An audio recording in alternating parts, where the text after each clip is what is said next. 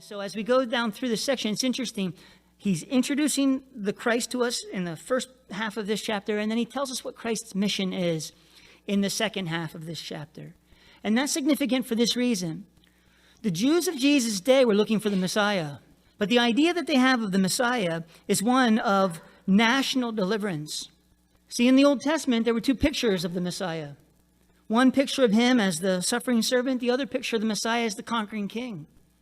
But by the time of Jesus, the only picture that they really cared about, the only one that they were really looking for, was the picture of him coming in as the conquering king. They expected the Messiah to produce national deliverance. If the Messiah would come, he would get Rome out of our borders. If the Messiah would come, every man would have his vine and his fig tree. If the Messiah would come, there'd be peace and prosperity in our land. That's what they were hoping for from the Messiah.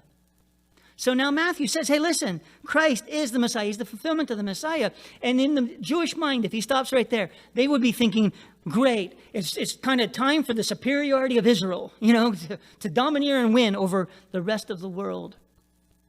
And Matthew comes along, he says in verse 21, this is going to be the Messiah's rule. That this Messiah, this Christ, will be called Jesus, for he shall save his people from their sins. That is the purpose of the Messiah's coming here in Christ.